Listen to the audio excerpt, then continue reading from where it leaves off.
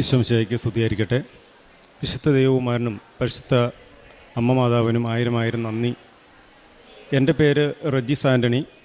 കോട്ടയം ജില്ലയിലെ ആനിക്കാട് എന്ന് പറഞ്ഞ സ്ഥലത്താണ് വീട്. ഞാനിപ്പോൾ എറണാകുളത്താണ് താമസിക്കുന്നത്. എറണാകുളത്താണ് ഞാൻ വരുന്നത്. ഞാനിവിടെ വരാൻ കാരണം എൻ്റെ ജീവിതത്തിൽ വളരെ സങ്കീർണമായ ഒരു കഷ്ടകാല സമയത്തൂടെ ഞാൻ കടന്നുപോയി. അതുവരെ ഞാൻ പ്രാർത്ഥന എല്ലാ ദിവസവും സായാഹ്ന പ്രാർത്ഥന നമ്മൾ ചെല്ലും, ഞായറാഴ്ച പള്ളിയിൽ പോവും, വല്ലപ്പോഴും ഒരു വാർഷിക ധ്യാനത്തിലോ മറ്റോ പങ്കെടുക്കും എന്നല്ലാതെ ഞാനൊരു വലിയ ദൈവവിശ്വാസിയോ അങ്ങനെ സ്ഥിരമായി പ്രാർത്ഥനകളിലും ഉപവാസങ്ങളിലും പങ്കെടുക്കുന്ന ഒരാളോ ആയിരുന്നില്ല. പക്ഷേ നമ്മൾ സത്യസന്ധമായി ജീവിച്ചാൽ മതി, നമ്മുടെ പ്രവൃത്തികൾ മറ്റുള്ളവരെ ഉദ്ധരിക്കാതെ നമ്മൾ നമ്മുടേതായ വഴിയിലൂടെ പോയാൽ മതിയെന്ന് വിചാരിച്ചിരുന്ന എനിക്ക് ഞാൻ 2000 ആണ്ടിൽ സിനിമാ രംഗത്ത് വന്നതാണ്. ഞാൻ MCOM പഠനം കഴിഞ്ഞ് മാക്ട ചലച്ചിത്ര കളരിയിലൂടെ ഡയറക്ഷൻ കോഴ്സ് പഠിച്ച് സിനിമയിൽ വന്നതാണ്. അന്ന് മുതൽ ഞാനൊരു സ്വതന്ത്ര സംവിധായകനാകാനുള്ള ആഗ്രഹത്തോടു കൂടി പ്രവർത്തിക്കുകയായിരുന്നു. 2015 ഒരു സെക്കൻഡ് ക്ലാസ് യാത്ര എന്ന സിനിമയായിരുന്നു എനിക്ക് ആദ്യമായി ചെയ്യാനായിട്ടൊരു അവസരം കിട്ടിയത്. വിനീത് ശ്രീനിവാസനൊക്കെ അഭിനയിച്ച സൂപ്പർ ഹിറ്റായിട്ടൊരു സിനിമ. അത് കഴിഞ്ഞ് 2024 ഇപ്പോൾ ഞാൻ നിൽക്കുന്ന ഈ സമയം വരെ എൻ്റെ ജീവിതത്തിൽ കടന്നുപോയ പരീക്ഷണ കാലഘട്ടം സത്യം പറഞ്ഞാൽ ഒരു മനുഷ്യൻ ഓർക്കാൻ സാധിക്കാത്ത വിധം അത്രയും കഷ്ടകാലം പിടിച്ച ദിവസങ്ങളായിരുന്നു. അപ്പോൾ അതിസങ്കീർണമായ പ്രശ്നങ്ങളോട് കടന്നു പോയിക്കൊണ്ടിരിക്കുമ്പോൾ എന്നോടൊരു സുഹൃത്ത് പറഞ്ഞു, തൃശ്ശൂരുള്ള ഒരാളാണ്, അദ്ദേഹം ഇവിടെ വന്നിട്ടില്ല. ഞാനിന്ന് കൃപാസനത്തെക്കുറിച്ച് കേട്ടിട്ടുണ്ട്, കൃപാസനം പത്രം അവിടെ ഇവിടെയൊക്കെ കണ്ടിട്ടുണ്ട്, പലരും പത്രം വിതരണം ചെയ്യുന്നത് കണ്ടിട്ടുണ്ട്, ഞാൻ വായിച്ചിട്ടുണ്ട്, അതിലെ അനുഭവ സാക്ഷ്യങ്ങൾ വായിച്ചിട്ടുണ്ട്, എന്നാലും ഞാനിവിടെ വന്നിട്ടില്ല. ഇതിൻ്റെ മുന്നിൽ കൂടെ ഞാൻ കടന്നു പോയിട്ടുണ്ട്. അപ്പോൾ എന്നോട് ഈ സുഹൃത്ത് പറഞ്ഞു, അദ്ദേഹത്തിൻ്റെ വീടിൻ്റെ അടുത്ത് ഒരു അപ്പാപ്പന് തലയിൽ ഒരു ചെറിയ ബ്രെയിൻ ട്യൂമറിൻ്റെ ഒരു സ്റ്റാർട്ടിംഗ് ആണ്. അപ്പോൾ അവർ വീട്ടുകാരോടൊപ്പം ഇവിടെ വന്നു, പ്രാർത്ഥിച്ചു. അപ്പോൾ ഇദ്ദേഹത്തിന് വരാൻ സാധിച്ചില്ല, അവരുടെ കൂടെ വരേണ്ട ആളായിരുന്നു, പക്ഷേ വരാൻ സാധിച്ചില്ല. അപ്പോൾ അവർ വന്ന് തിരിച്ചു പോയി സ്കാനിങ് ചെയ്തപ്പോൾ ആ ഒരു ട്യൂമറിൻ്റെ ആരംഭം ഇല്ല എന്ന് ഡോക്ടർ പറഞ്ഞു. അപ്പോൾ എന്നോട് പറഞ്ഞു, ഇങ്ങനെയുള്ള ഒത്തിരി കാര്യങ്ങൾ അവിടെ നടക്കുന്നുണ്ടെന്നാണ് ഞാൻ കേട്ടത്, രജിസ്റ്റർ പറ്റുമെങ്കിൽ ഒന്ന് നമുക്ക് വേണമെങ്കിൽ ഒരുമിച്ചൊന്ന് പോകാമെന്ന് പറഞ്ഞു. അപ്പോൾ ഞാൻ പല പ്രോജക്റ്റുകളും അന്വേഷിച്ച് നടക്കുന്നു. അതിൻ്റെ ഒരു കഷ്ടപ്പാടിനിടയ്ക്ക് വലിയ സാമ്പത്തിക ബുദ്ധിമുട്ടുകളൊക്കെ അനുഭവിക്കുന്ന കാലത്ത് ഞാൻ പറഞ്ഞു, നമുക്കെന്നാൽ ഒരുമിച്ച് പോകാം. പക്ഷേ അദ്ദേഹം ഫാമിലിയും തൃശ്ശൂരിൽ നിന്ന് എറണാകുളം വഴി ഇവിടെ വന്ന് കാറിന് പോയപ്പോഴും എനിക്കന്ന് അവരുടെ കൂടെ വരാൻ പറ്റിയില്ല. പിന്നീട് ഇങ്ങനെ കാര്യങ്ങൾ ഓരോ ദിവസവും ഗുരുതരമായിക്കൊണ്ടിരിക്കുന്ന ഒരു അവസ്ഥയിൽ അദ്ദേഹം വീണ്ടും എന്നോട് പറഞ്ഞു, നിങ്ങൾ കൃപാസനത്തിൽ വരുന്ന പോയിട്ട് മാതാവിനെ ഒന്ന് കണ്ട് നിങ്ങളുടെ മനസ്സിലുള്ള കാര്യങ്ങൾ പറയുക എന്ന് പറഞ്ഞു. അങ്ങനെ ഞാൻ ഒരു ദിവസം കൃപാസനത്തിൽ രാവിലെ വന്നു. അന്നിവിടെ രാവിലെ കുർബാനയുണ്ട്. കുർബാന കൂടി ബ്രദർമാരുടെ പ്രസംഗം കേട്ടു, അച്ഛന്മാരുടെ പ്രസംഗം കേട്ടു, ജോസഫ് അച്ഛൻ്റെ പ്രസംഗം കേട്ടു. അപ്പോൾ സത്യം പറഞ്ഞാൽ ഞാൻ ആ മൂലയ്ക്കിരുന്ന് എൻ്റെ കണ്ണ് നിറഞ്ഞിട്ട് എനിക്ക് മാതാവിനെ കാണാൻ പറ്റാതെ. ഞാൻ വന്നപ്പോൾ തന്നെ മാതാവിനെ നോക്കി, പക്ഷേ മാതാവിനെ കാണാൻ പറ്റുന്നില്ല. ഈ സൈഡിലാണ് മാതാവിനെ വെച്ചിരിക്കുന്നത്. അപ്പോൾ ഞാൻ അവിടെ നിന്നിട്ട് മാതാവിനെ എനിക്ക് കാണാൻ പറ്റുന്നില്ല. അപ്പോൾ എന്തോ പെട്ടെന്ന് എൻ്റെ മനസ്സിലേക്ക് മാതാവിൻ്റെ രൂപം വന്നിട്ട് എന്നോട് എന്തോ പറയുന്ന പോലെ എനിക്ക് തോന്നി. അപ്പോൾ ഞാൻ അത് കഴിഞ്ഞ് എൻ്റെ ആ ഒരു പരീക്ഷണ കാലഘട്ടം ഞാൻ പറയാം. ഈ സെക്കൻഡ് ക്ലാസ് യാത്ര വലിയ സൂപ്പർ ഹിറ്റ് സിനിമയായി ഓടിക്കൊണ്ടിരിക്കുന്ന സമയത്ത് അത് കഴിഞ്ഞ് ഇമ്മീഡിയറ്റ് എനിക്കൊരു വലിയൊരു പ്രോജക്റ്റ് കിട്ടി. മലയാളത്തിലെ വലിയൊരു പ്രമുഖ നടൻ്റെ ഒരു ഡേറ്റ് കിട്ടി. അത് എന്നെ അതുവരെ വർഷങ്ങൾക്ക് മുമ്പ് സിനിമ ഇൻഡസ്ട്രിയിൽ നിറഞ്ഞു നിന്നിരുന്ന ഒരു നിർമ്മാതാവ് വർഷങ്ങൾക്ക് ശേഷം തിരിച്ചു വരുന്ന ഒരു സമയത്ത് എൻ്റെ കയ്യിലൊരു കഥയുണ്ടായിരുന്നു. ആ കഥ ഞാൻ അദ്ദേഹത്തോട് പറഞ്ഞു. അങ്ങനെ ഞങ്ങൾ ഈ നടനോട് പറയുന്നു, അദ്ദേഹത്തിന് ഇഷ്ടപ്പെടുന്നു, ഞങ്ങൾ പ്രോജക്റ്റ് നീക്കുന്നു. അങ്ങനെ പോകുന്ന സമയത്ത് മറ്റൊരു സിനിമ വന്ന സമയത്ത് ഈ നടൻ നമ്മളോട് പറഞ്ഞു, നിങ്ങൾ ഈ സബ്ജക്റ്റ് അവിടെ നിൽക്കട്ടെ, വേറൊരു സബ്ജക്റ്റ് കുറച്ചുകൂടി ഒരു വലിയൊരു ക്യാൻവാസുള്ള ഒരു സബ്ജക്റ്റ് എന്നോട് ചോദിച്ചു. ഞാനങ്ങനെ ഒരു സബ്ജക്റ്റ് പറയുന്നു. അപ്പോൾ അത് ചെറിയൊരു ബജറ്റിന് പകരം വലിയൊരു ബജറ്റിലേക്ക് പോകുന്ന സമയത്ത് ഈ പ്രൊഡ്യൂസർക്ക് അദ്ദേഹത്തിൻ്റെ കയ്യിൽ സാമ്പത്തികമില്ല. അപ്പോൾ ഞാൻ ഒരു നാട്ടിൽ കോട്ടയത്ത് എൻ്റെ ഒരു 2 ഏക്കർ സ്ഥലം വെച്ചിട്ടൊരു കാർഷിക വായ്പ സിനിമയിൽ നിൽക്കാൻ വേണ്ടി, ഞാൻ മദ്യപിക്കുകയോ പുകവലിക്കുകയോ ഒന്നും ചെയ്യാറില്ല. പക്ഷേ എൻ്റെ വീട്, എനിക്കൊരു മോളുണ്ട്, വൈഫുണ്ട്, ഞാൻ കുടുംബം വാടകയ്ക്കാണ് താമസിക്കുന്നത്. അപ്പോൾ ഇതിൻ്റെയൊക്കെ കാര്യത്തിന് വേണ്ടി ഞാനൊരു കാർഷിക വായ്പ എടുത്തു. അത് 9 ലക്ഷത്തോളം രൂപയുണ്ടായിരുന്നു. ആ 9 ലക്ഷം രൂപയോളം എനിക്ക് ബാങ്കിൽ, എൻ്റെ ഫാദർ മരിച്ചുപോയി ബാങ്കിലായിരുന്നു. അപ്പം ബാങ്കിൽ നിന്ന് SBTയിൽ നിന്ന് പൂജപ്പുരയിൽ നിന്നൊക്കെ എനിക്ക് വിളി വരുന്നു, എന്നും വിളിക്കുന്നു.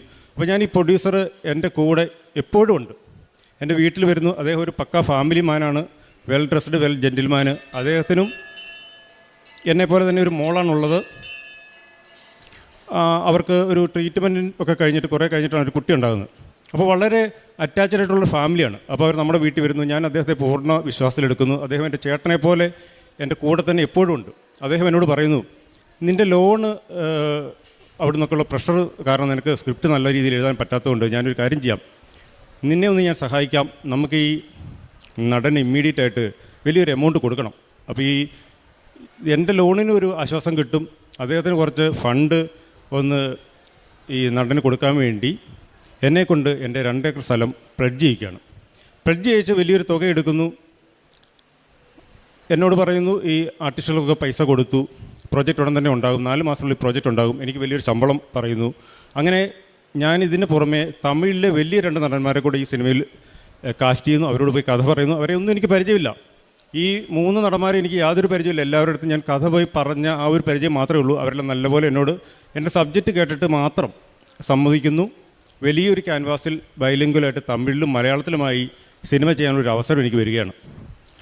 അപ്പോൾ ഞാൻ കൊടുത്ത പൈസ മലയാളത്തിലെ പ്രമുഖ നടന് കൊടുത്തു എന്ന് എന്നെ പറഞ്ഞ് വിശ്വസിപ്പിച്ച ആൾ പിന്നീട് ഞാനൊരു സമയത്ത് അദ്ദേഹം എന്നാന്ന് ചോദിച്ചാൽ ഒരു സിനിമ നടക്കുമ്പോൾ അടുത്ത സിനിമയുടെ കാര്യങ്ങൾ പ്ലാൻ ചെയ്യുന്ന സമയത്ത് അദ്ദേഹത്തോട് അടുത്തിരിക്കുന്ന ആൾക്കാർ പറയാണ്, ഇനി റജീസ് അങ്ങോട്ട് വരണ്ട, നിർമ്മാതാവിനോട് എത്രയും വേഗം അദ്ദേഹത്തിന് കുറച്ച് പൈസ കൊണ്ട് കൊടുക്കാൻ പറഞ്ഞു. അപ്പോൾ ഞാൻ പൈസ ഇതുവരെ ഒന്നും കൊടുത്തില്ലേ എന്ന് ചോദിക്കുമ്പോൾ 5 നയാ പൈസ കൊടുത്തിട്ടില്ല എന്നുള്ളൊരു ഞെട്ടിക്കുന്ന വിവരമാണ് ഞാൻ കേൾക്കുന്നത്. ഞാൻ സത്യം പറഞ്ഞാൽ ഞെട്ടിപ്പോയി. എൻ്റെ കയ്യിൽ നിന്ന് വാങ്ങിച്ച പൈസ അവിടെ കൊടുത്തിട്ടില്ല. പക്ഷേ അതൊരു പൂർണ്ണമായി എന്നെ അതുവരെ എൻ്റെ കൂടെ നിന്ന് ചതിക്കുകയായിരുന്നു എനിക്ക് മനസ്സിലായി. സത്യം പറഞ്ഞാൽ ഞാൻ എന്ത് ചെയ്യണം എന്നറിയാമല്ല നിന്നു. ഞാൻ പലരോടും അദ്ദേഹത്തെക്കുറിച്ച് അന്വേഷിച്ചപ്പോൾ വലിയ വലിയ തട്ടിപ്പുകൾ നടത്തി വലിയ സിനിമകളൊക്കെ മുന്നേ ചെയ്ത ആളാണ്. അദ്ദേഹം ഇവിടുന്ന് രക്ഷപ്പെട്ട് വിദേശ രാജ്യങ്ങളിൽ പോയി അവിടെ നിന്നൊക്കെ തിരിച്ചു വന്ന് ഇപ്പോൾ മലയാളത്തിലൊരു അനുകൂല സാഹചര്യം ഉണ്ടാക്കി വന്നതാണ്. പക്ഷേ അദ്ദേഹത്തിൻ്റെ കയ്യിൽ പൈസയില്ല. ഞാനിതറിഞ്ഞു എന്ത് ചെയ്യണം. എൻ്റെ സ്ഥലം പോയി അന്വേഷിക്കുന്നു. എനിക്ക് ചെക്ക് തരുന്നു. ചെക്ക് പലതവണയായിട്ട് മടങ്ങുന്നു. എൻ്റെ സ്ഥലം വേറൊരാളുടെ കയ്യിലേക്ക് ഇയാൾ മറിച്ച് വയ്ക്കുന്നു. 50 ലക്ഷത്തിൻ്റെ സ്ഥാനത്ത് 90 ലക്ഷത്തിലേക്ക് അയാളത് മറിച്ച് വയ്ക്കുന്നു. എൻ്റെ കയ്യിൽ നിന്ന് എൻ്റെ കിടപ്പാടം വരെ പോകുന്നു. ഞാൻ വാടക വീട്ടിൽ താമസിക്കുന്നു. 5 മാസം വാടക കൊടുക്കാനില്ല. എൻ്റെ വണ്ടി വിൽക്കുന്നു. നിരവധിയായ പ്രശ്നങ്ങൾ. ഞാൻ അപ്പോഴാണ് ഈ കൃപാസനത്തിലേക്ക് ആദ്യമായി വരുന്നത്. ആദ്യമായി വന്ന് ഞാൻ അച്ഛൻ്റെ പ്രസംഗം കേട്ടു. ഇവിടുന്ന് പോയി. അപ്പോൾ എനിക്ക് ഇതിൻ്റെ ബന്ധപ്പെട്ട ആൾക്കാരോട് പറയാനുള്ള ഒരു ധൈര്യം വന്നു. അതുവരെ എനിക്ക് ധൈര്യമില്ലായിരുന്നു. കാരണം ഞാൻ ഇത് പറഞ്ഞാൽ എൻ്റെ സിനിമ ഭാവിയെ അത് ബാധിക്കുമോ, അല്ലെങ്കിൽ ഇവരൊക്കെ വലിയ വലിയ ആൾക്കാരാണ്, അപ്പോൾ നമുക്ക് എന്ത് ചെയ്യാൻ പറ്റും. നമ്മളൊരു തുടക്കക്കാരൻ ആദ്യം ഒരു സിനിമ ചെയ്തു, അത് വിജയിച്ചു, അത് മാത്രമേ എനിക്കുള്ളൂ അഡ്രസ്സ്.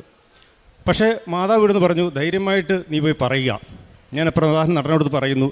അദ്ദേഹം പെട്ടെന്ന് ഒരു അച്ഛൻ്റെ സ്ഥാനത്ത് നിന്ന് എന്നോട് പറയുകയാണ്, നിങ്ങളെന്തിനാണ് പൈസ മുടക്കാൻ പോയത്, നിങ്ങൾ തിരക്കഥ എഴുതി സംവിധാനം ചെയ്യാനുള്ള അവസരം ഞാൻ തന്നു. ഞാൻ ഉടനെ അയാളെ വിളിക്കാം.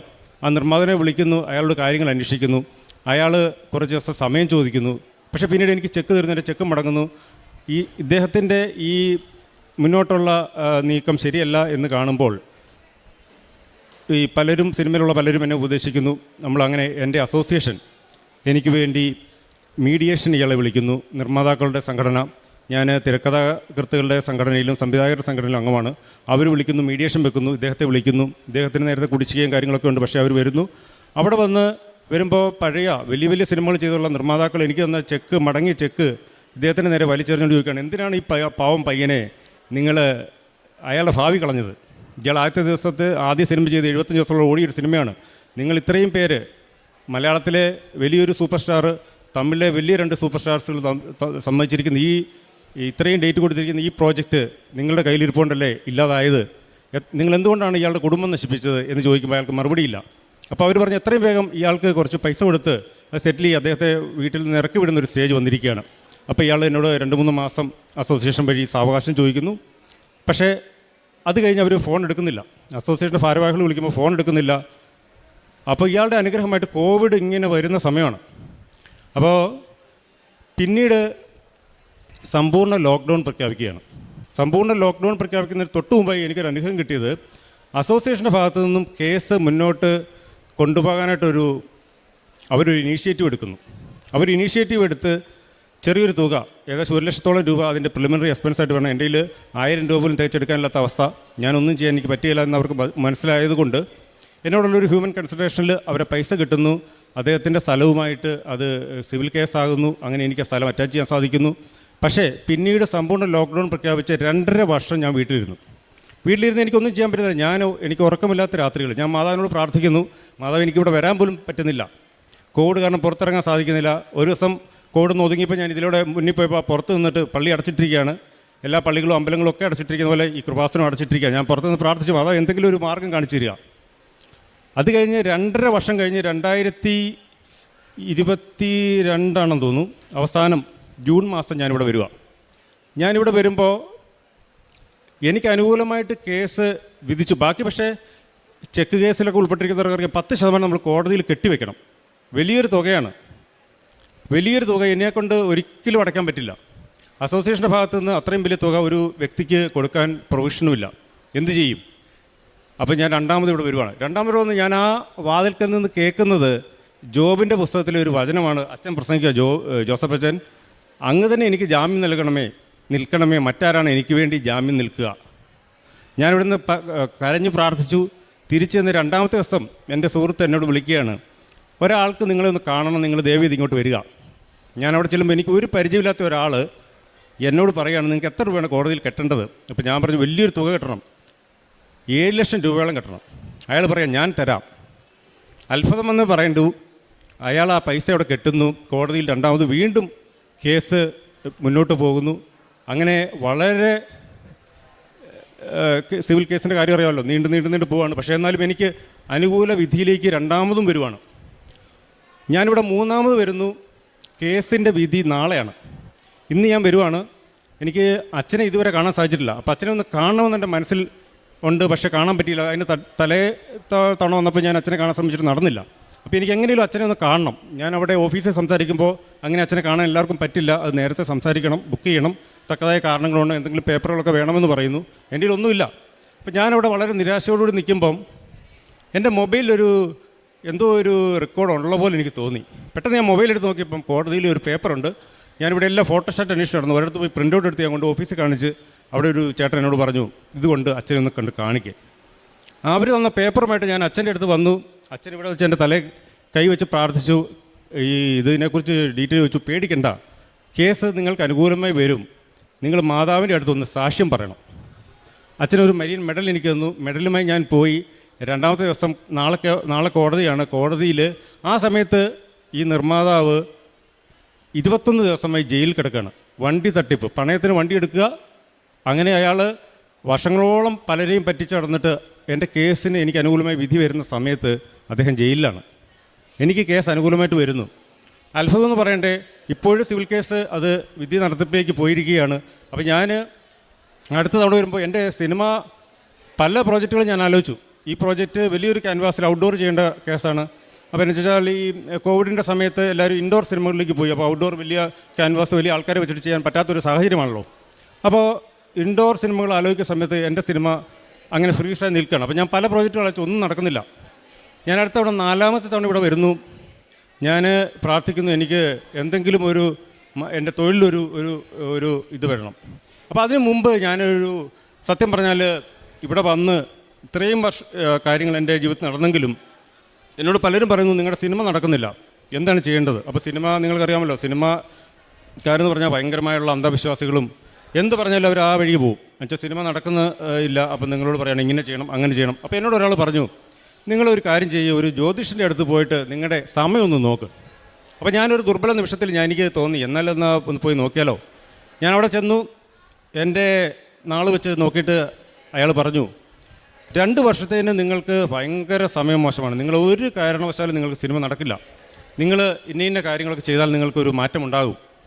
അപ്പോൾ ഞാൻ തിരിച്ചിറങ്ങി വരുന്ന വഴി പള്ളിയുടെ മുന്നിൽ കൂടെ വന്നപ്പോൾ ഞാൻ ഇങ്ങനെ മാതാവിൻ്റെ രൂപത്തിലേക്ക് നോക്കിയിട്ട് എനിക്ക് പെട്ടെന്ന് തോന്നി, ഞാൻ മാതാവിൻ്റെ അടുത്ത് പോയതാണ്, കൃപാസനത്തിൽ പോകണം, എനിക്ക് ഇത്രയും കാര്യങ്ങൾ എനിക്ക് മാതാവ് നടത്തി തന്നു, എന്തുകൊണ്ട് ഞാൻ ഈ കാര്യത്തിൽ ഞാനിങ്ങനെ എൻ്റെ മനസ്സിലൊരു ആശങ്ക വന്നു, ഒരു ആകുലത വന്നു, ഞാനിങ്ങനെ പോയി ഒരു വഴി തെറ്റി വേറെ രീതിയിലേക്ക് പോകുന്നത്. ഞാൻ തീരുമാനിച്ചു, ഏതോ ഒരു ശനിയാഴ്ച, ഞാൻ ഞായറാഴ്ച അന്ന് മുതൽ ഞാൻ തീരുമാനമെടുത്തു, നമ്മൾ സൺഡേ സപ്ലിമെൻറ്റിലൊക്കെ നക്ഷത്രവാരം വരും, അതുപോലും നോക്കുന്നില്ല, നക്ഷത്ര ഫലം വരുമ്പോൾ അതുപോലും നോക്കുന്നില്ല എന്ന് ഞാൻ തീരുമാനിച്ചു. ആ പേജ് വരുമ്പോൾ ഞാൻ സിനിമാ വിശേഷം വായിച്ചിട്ട് ഇത് സ്കിപ്പ് ചെയ്യുക. അന്ന് പോലും തീരുമാനിച്ച, മാതാവേ, എനിക്ക് പറ്റിയൊരു അബദ്ധം, എന്നോട് ക്ഷമിക്കണം, എനിക്ക് എനിക്കൊരു അവസരം, എനിക്കൊരു നല്ലൊരു സിനിമ ചെയ്യാനൊരു അവസരം തരണമേ. ഒരാഴ്ചയ്ക്കുള്ളിൽ എന്നെ ഒരു പ്രൊഡ്യൂസർ, എൻ്റെ ഒരു സുഹൃത്ത് പറഞ്ഞിട്ട് അവർക്കൊരു ചെറിയ സിനിമ ചെയ്യണം, കുറേ പ്രവാസികളാണ്. അവർക്ക് അത് വളരെ കഷ്ടപ്പെട്ട് അധ്വാനിച്ചുണ്ടാക്കിയ പൈസയാണ്. 15ഓളം പേരുണ്ട്. അവരുടെ മുന്നിൽ നിന്ന് ഒരു പ്രൊഡ്യൂസർ നമുക്ക് വേണ്ടി ഒരു സിനിമ ചെയ്യാൻ വന്നിരിക്കുകയാണ്. അപ്പോൾ സിനിമയുടെ കഥയൊന്ന് കേൾക്കണം, ആശയമൊന്ന് കേൾക്കണം, അതൊന്ന് നിങ്ങൾ ചെയ്യണം. അങ്ങനെ ഞാൻ കഥ പോയി കേൾക്കുന്നു. അത് ഞാനും വൈഫും കൂടെ അതിൻ്റെ തിരക്കഥ സംഭാഷണം എഴുതുന്നു, അത് സംവിധാനം ചെയ്യുന്നു. വളരെ യാദൃച്ഛികമായി ആ 4ാമത് ഇവിടെ വന്ന് ഞാൻ ഇനി നക്ഷത്രഫലം അങ്ങനെയുള്ള കാര്യങ്ങൾ നോക്കുകയില്ല എന്ന് പറഞ്ഞ് ഞാൻ പോയ ഞാൻ ഒരാഴ്ചക്കുള്ളിൽ എനിക്ക് അടുത്ത പ്രോജക്റ്റ് വരികയാണ്. 2 വർഷത്തിന് എൻ്റെ സമയം ശരിയില്ല എന്ന് പറഞ്ഞാൽ എനിക്ക് ഒരാഴ്ച കഴിഞ്ഞ് സിനിമ വരികയാണ്. ആ സിനിമയാണ് ഇപ്പോൾ തിയേറ്ററിൽ ഓടിക്കൊണ്ടിരിക്കുന്ന സ്വർഗം എന്ന സിനിമ. എനിക്ക് നിങ്ങളോട് പറയാനുള്ളത്, എത്ര നിരാശരാണെങ്കിലും മാതാവ് നിങ്ങളെ കൈവിടിയില്ല. എനിക്കിതുപോലെ വേറെ സാക്ഷ്യങ്ങൾ പറയാനുള്ളത്, എൻ്റെ കൂടെ സിനിമയിൽ വർക്ക് ചെയ്യുന്ന ഒരു മൂത്ത ചേട്ടൻ, അദ്ദേഹത്തിന് 9 വർഷമായിട്ടൊരു കേസ് നടന്നുകൊണ്ടിരിക്കുക. അവർ ഓർത്തഡോക്സ് സമുദായക്കാരാണ്. അപ്പോൾ അവർ ഒരു ഫ്ലാറ്റിൽ താമസിക്കുമ്പോൾ അവിടുന്ന് മലിനജലം അപ്പുറത്തെ ഒരു പറമ്പിലേക്ക് ഒഴുക്കി. അവിടുത്തെ സ്ഥലവും ഹൗസ് ഓണറുമായിട്ട് കേസ് നടക്കുക. അപ്പോൾ ഞാൻ പറഞ്ഞു, അവർ അസോസിയേഷൻ സെക്രട്ടറി, അവർ ഹൗസ് ഓണറല്ല, വാടകയ്ക്ക് താമസിച്ചപ്പോൾ അവർ തൽക്കാലം അവരെല്ലാം പുറത്തുള്ളവരാണ്, NRIs ആണ്, അമേരിക്കയിലും ഓസ്ട്രേലിയയിലൊക്കെ ഉള്ളവരുടെയാണ്. അപ്പോൾ ഇവരെ തൽക്കാലത്തിന് പിടിച്ച് ഈ സെക്രട്ടറി സ്ഥാനത്ത് നിർത്തി അവർക്കെതിരെ കേസ് നടന്നുകൊണ്ടിരിക്കുക. ഞാൻ പറഞ്ഞു, അപ്പോൾ നിങ്ങൾക്ക് പറഞ്ഞുകൂടെ കോടതിയിൽ? കോടതി വിശ്വസിക്കുന്നില്ല. അപ്പോൾ ഞാൻ പറഞ്ഞു, കൃപാസനത്തിൽ പോവാം. അങ്ങനെ അവർ 1 മാസം ഇവിടെ കൃപാസനത്തിൽ വന്നു. തൃശ്ശൂരിൽ നിന്ന് ചേർത്തല വന്ന് റെയിൽവേ സ്റ്റേഷനിൽ ഇറങ്ങി ഇങ്ങോട്ട് വരാൻ പറ്റുന്നില്ല, ഭയങ്കര മഴ. അപ്പോൾ അവർ ടാക്സി പിടിച്ച് ഇവിടെ വന്നപ്പോഴേ സമയം പോയി, ഉടമ്പടി എടുക്കാൻ പറ്റിയില്ല. 2 ദിവസം കഴിഞ്ഞ് അവരുടെ കേസിൻ്റെ ഫൈനൽ ഹിയറിംഗ് നടക്കുകയാണ്. അതുവരെയുള്ള അവർ യഥാർത്ഥ ഓണർമാരല്ല എന്ന് കോടതി കണ്ടിട്ട് അവരെ വെറുതെ വിടുകയാണ്. അത് കഴിഞ്ഞ് അവരിവിടെ ഒരാഴ്ചക്കുള്ളിൽ വന്ന് ഉടമ്പടി എടുത്തു. അതുപോലെ എൻ്റെ വൈഫിൻ്റെ ചെവിയുടെ പിന്നിലൊരു ചെറിയ ഒരു തടിപ്പ്, ഒരു സിസ്റ്റ് പോലെ. അപ്പോൾ അവൾക്ക് ഈ തല കുളിച്ച് കഴിയുമ്പോൾ തലനീരിങ്ങനെ ഇറങ്ങും. അപ്പോൾ ഡോക്ടർ പറഞ്ഞു, ഇത് ചെറിയൊരു സിസ്റ്റാണ്, ഒരു കാര്യം ചെയ്ത് വെച്ചോണ്ടിരിക്കേണ്ട, നിങ്ങൾ സ്കാനിങ് ചെയ്ത് നോക്ക്. ഇപ്പോൾ സ്കാനിങ് ചെയ്ത് നോക്കി, ഒരു ജനറൽ ഒരു MD വലിയ പ്രഗത്ഭനായ ഡോക്ടറാണ് ഇത് പറയുന്നത്. അദ്ദേഹം പറഞ്ഞനുസരിച്ച് ഞങ്ങളൊരു സ്ഥലത്ത് പോയി സ്കാനിങ് ചെയ്യുന്നു. അപ്പോൾ അവിടെ ചെല്ലുമ്പോൾ ഇത്രയും കാര്യങ്ങൾ നടന്നപ്പോൾ വൈഫ് ഇവിടെ അങ്ങനെ സജീവമായിട്ട് വരുന്നില്ല. ഞാൻ വൈഫിനോട് പറഞ്ഞു, നമുക്കിവിടെ ഒന്ന് പ്രാർത്ഥിച്ചിട്ട് പോകാം. ഇവിടെ വന്ന് പ്രാർത്ഥിച്ച് ഞങ്ങൾ പോയി. വീട്ടിൽ ചെന്ന് ഉടമ്പടി തൈലമെടുത്ത് കഴുത്തിൻ്റെ പിന്നിൽ ഇവിടെ ഞരമ്പിൻ്റെ ഇവിടെ തേച്ച് പ്രാർത്ഥിക്കുന്നു. സ്കാനിങ്ങിന് ചെല്ലുമ്പോൾ അവിടെ ഇരുന്ന ഡോക്ടർ പറയുകയാണ്, എവിടെയാണ് എടുക്കാൻ ഡോക്ടർ പറഞ്ഞത്? ഇവിടെ ഒന്നും കാണുന്നില്ലോ എന്ന്. സത്യം പറഞ്ഞാൽ ഇതെല്ലാം നമുക്ക് അത്ഭുതങ്ങളായിട്ട് വരികയാണ്. കാരണം മനുഷ്യന് സാധിക്കാത്ത കാര്യങ്ങൾ ദൈവം അത്ഭുതമായിട്ട് പരിശുദ്ധ അമ്മ മാതാവിലൂടെ നടത്തി തരുന്നു എന്നുള്ളതിൻ്റെ ഭയങ്കരമായ അത്ഭുതങ്ങൾ എൻ്റെ മുന്നിൽ പല തവണയായിട്ട് ദൈവം കാട്ടിത്തരികയാണ്. ഇപ്പോൾ ഈ സ്വർഗം എന്ന സിനിമ വലിയ പ്രൊമോഷനോ പബ്ലിസിറ്റിയോ ഇല്ല. അതിനുള്ള സാമ്പത്തിക സ്ഥിതി നമ്മുടെ പ്രൊഡ്യൂസർമാർക്കില്ല. വലിയ പ്രൊഡക്ഷൻ ഹൗസുകളുടെ വലിയ പടങ്ങൾക്കിടയിൽ യാതൊരു പരസ്യങ്ങളും, വളരെ പരസ്യം കുറവാണ്. പക്ഷേ മൗത്ത് പബ്ലിസിറ്റിയിൽ ഈ ഇന്നലെ 10-20 തിയേറ്ററുകൾ ഹൗസ്ഫുള്ളായിട്ട് സിനിമ ഓടിക്കൊണ്ടിരിക്കുകയാണ്. എങ്ങനെയാണെന്ന് എനിക്കറിയില്ല. മാതാവിനോട് ഞാൻ ഒന്നേ പ്രാർത്ഥിച്ചുള്ളൂ, മാതാവ് ഈ സിനിമ വിജയിപ്പിച്ചു തരണമേ. എനിക്ക് കരിയറിൽ എപ്പോഴും 2ാമത്തെ സിനിമയാണ് ഒരു സംവിധായകൻ്റെ ഭാവി നിർണ്ണയിക്കുന്നത്. ആദ്യത്തെ സിനിമ എത്ര വിജയിപ്പിച്ചാലും ആൾക്കാർ പറയും അത് യാദൃശ്യമായിട്ട് വന്നുപോയൊരു കാര്യമാണെന്ന്. അപ്പോൾ 2nd ക്ലാസ് യാത്ര കഴിഞ്ഞ് സ്വർഗം വരുമ്പോൾ അത് എന്ത് സിനിമയായിക്കോട്ടെ, ആ സിനിമ വിജയിച്ചില്ലെങ്കിൽ ഒരു സംവിധായകൻ്റെ ഭാവിയില്ല. എനിക്ക് ദൈവം അനുഗ്രഹിച്ച്, മാതാവ് അനുഗ്രഹിച്ച് ആ സിനിമ സൂപ്പർ ഹിറ്റിലേക്ക് 2nd ക്ലാസ് യാത്രയെക്കാളും കൂടുതൽ അഭിപ്രായത്തോടെ അത് ഫാമിലിയാണ് കാണുന്നത്. 40-45 വയസ്സുള്ള അമ്മമാരാണ് ആ സിനിമ കണ്ട് മൗത്ത് പബ്ലിസിറ്റി, പള്ളിയിൽ നിന്നും അച്ഛന്മാർ സിസ്റ്റർമാരൊക്കെ പോയി കണ്ടിട്ട് നല്ല സിനിമയാണ്, ഇന്നത്തെ കാലഘട്ടത്തിൽ പറയേണ്ട ആവശ്യമാണെന്ന് പറയുമ്പോൾ അതെല്ലാം മാതാവ് എനിക്ക് നേടിത്തന്നാണ്. മാതാവിൻ്റെ ഒറ്റ അനുഗ്രഹം കൊണ്ട് മാത്രമാണ് ഞാൻ വിശ്വസിക്കുന്നത്. ഞാൻ എൻ്റെ കുടുംബവും നിങ്ങളെല്ലാവരും മാതാവ് സമർത്ഥമായിട്ട് അനുഗ്രഹിക്കട്ടെ. ഇതെനിക്കിവിടെ സാക്ഷ്യം പറയാൻ എനിക്കൊരു അവസരം കിട്ടിയതിന് നന്ദി പറയുന്നു. മാതാവിന് നന്ദി പറയുന്നു, അച്ഛന് നന്ദി പറയുന്നു. ഞാൻ നിർത്തുന്നു. ഈശോമിശിഹായ്ക്ക് എല്ലാവരും സ്തുതിയായിരിക്കട്ടെ. 1 പത്രോസ് 1-ാം അധ്യായം 6-7 തിരുവചനങ്ങൾ. അല്പകാലത്തേക്ക് വിവിധ പരീക്ഷകൾ നിമിത്തം നിങ്ങൾക്ക് വ്യസനിക്കേണ്ടി വന്നാലും അതിൽ ആനന്ദിക്കുവിൻ. കാരണം അഗ്നിശോധനയെ അതിജീവിക്കുന്ന നശ്വരമായ സ്വർണത്തേക്കാൾ വിലയേറിയതായിരിക്കും പരീക്ഷകളെ അതിജീവിക്കുന്ന നിങ്ങളുടെ വിശ്വാസം. അത് യേശുക്രിസ്തുവിൻ്റെ പ്രത്യാഗമനത്തിൽ സ്തുതിക്കും മഹത്വത്തിനും ബഹുമാനത്തിനും ഹേതുവായിരിക്കും. പ്രിയമുള്ളവരെ, റജിസ് ആൻ്റണി എന്ന ഈ സഹോദരൻ, സംവിധായകൻ, പരിശുദ്ധ കൃപാസന മാതാവിൻ്റെ തിരുനടയിൽ ഏറെ നന്ദിയോടും സ്നേഹത്തോടും കൂടി അമ്മയുടെ ലഭിച്ച വലിയ അനുഗ്രഹത്തിന്, ഒരു ജീവിതം, ഒരു പ്രൊഫഷൻ അതുതന്നെ തിരികെ ലഭിച്ചതിന് നന്ദി പറഞ്ഞുകൊണ്ട് സാക്ഷ്യം പങ്കുവയ്ക്കുകയാണ്. സ്വർഗം എന്ന സിനിമ കണ്ടവർക്കറിയാം, ആ സിനിമ എഴുതി കാണിക്കുന്നത് നീല പ്രതലത്തിൽ വെള്ള അക്ഷരങ്ങളായിട്ടാണ്. അതാണ് ശരിക്കും ആ സിനിമയെ അതിൻ്റെ ഓരോ കാര്യങ്ങൾ കണ്ടപ്പോൾ എന്നെ ഏറ്റവും ആകർഷിച്ചത്. ഞാൻ ഈ സ്ക്രീനിൽ ഈ നീലപ്രതലത്തിൽ വെള്ള അക്ഷരങ്ങളിൽ ഇത് എഴുതി കാണിക്കുമ്പോൾ ഇത് കൊള്ളാലോ, നമ്മുടെ കൃപാസനത്തിൻ്റെതാണല്ലോ എന്ന് പെട്ടെന്ന് എൻ്റെ മനസ്സിങ്ങനെ പറഞ്ഞുകൊണ്ടിരുന്നു. പിന്നീടാണ് ഇദ്ദേഹത്തിന് ഫേസ്ബുക്ക് വല്ലതും ഉണ്ടോ, അക്കൗണ്ട് വല്ലതും ഉണ്ടോ എന്ന് കരുതി ഇങ്ങനെ കഴിഞ്ഞ ഒരു 5-6 ദിവസം മുമ്പ് ഒന്ന് അന്വേഷിച്ചത്. അപ്പോൾ ഫേസ്ബുക്കിൽ ഞാൻ നോക്കുമ്പോൾ ഇന്നിവിടെ പറഞ്ഞ ഈ സാക്ഷ്യം മുഴുവനും കുറിച്ചിട്ടിട്ടുണ്ട്. ആ ആദ്യ ദിവസങ്ങളിൽ ഇത് റിലീസാകുമ്പോൾ ആ സ്വർഗം എന്ന് പറയുന്ന സിനിമയുടെ പോസ്റ്ററിൻ്റെ ഒപ്പം നമ്മുടെ കൃപാസന മാതാവിൻ്റെ ചിത്രവും ചേർത്താണ് ആ പോസ്റ്റർ അപ്ലോഡ് ചെയ്തിരിക്കുന്നത്. ഈ കടന്നുപോയ പീഡാനുഭവത്തിൻ്റെ മുഴുവൻ വിവരണങ്ങളും അവിടെ എഴുതിയിട്ടുണ്ട്. അതാണ് എന്നെ കൂടുതൽ ഈ സഹോദരൻ്റെ ഈ സിനിമയെ കുറച്ചുകൂടി സന്തോഷത്തോടുകൂടി കാണുവാൻ കാര്യമായത്. ഉടമ്പടി എടുത്തതോ ഇവിടെ വന്നുപോയതോ ഒന്നും അറിയില്ല. എങ്കിലും അമ്മ മാതാവിൻ്റെ തിരുനടയിൽ അമ്മ മാതാവിനെ അറിയുകയും സ്നേഹിക്കുകയും ചെയ്തുകൊണ്ട് ഈ ഒരു പ്രൊഫഷനിൽ ഈ സഹോദരൻ നിലനിന്നു. മരണം വരെ എത്താവുന്ന ജീവിതത്തിൻ്റെ വലിയ ഉണ്ടായിരുന്ന മുഴുവൻ നേട്ടങ്ങളും, ഏതാണ്ട് 1 കോടി പറ്റ വരുന്ന മുഴുവൻ സമ്പാദ്യവും ഒന്നും അറിയാതെ നഷ്ടപ്പെട്ടിട്ട് ജീവിതം താളം തെറ്റിപ്പോയിട്ട് തിരികെ ഇങ്ങനെ പിടിച്ചു കയറി വരുവാൻ അമ്മ മാതാവ് ഈ നാളുകളിൽ ഈ മകനെ സഹായിച്ചുവെന്നതാണ് പിന്നീട് ഞാൻ അതിലൂടെ വായിച്ചു പോയപ്പോൾ മനസ്സിലാക്കിയത്. ശരിക്കും സാക്ഷികൂടാരത്തിൻ്റെ അരികിൽ വന്ന് ഈ പേര് ആദ്യം വായിച്ചപ്പോൾ ഇത് ഈ ദിവസങ്ങളിൽ പരിചയപ്പെട്ട പേരാണല്ലോ എന്നർത്ഥമാണ് മുഖത്തോട്ട് നോക്കിയത്. ഒരു സംശയത്തിന് പുറത്താണ് ചോദിച്ചത്, ഡയറക്ടറാണോ എന്ന്. കേട്ടപ്പോൾ വലിയ സന്തോഷം തോന്നി. കാരണം കഴിഞ്ഞ ശനിയാഴ്ച നമ്മുടെ കൃപാസനത്തെ ഈ അൾത്താരയിൽ നമ്മൾ പറഞ്ഞ വചന പ്രഘോഷണം ഈ റെജിസ് ആൻ്റണി എന്ന ഈ സഹോദരൻ്റെ ജീവിതത്തെയും സാക്ഷ്യത്തെയുമായിരുന്നു.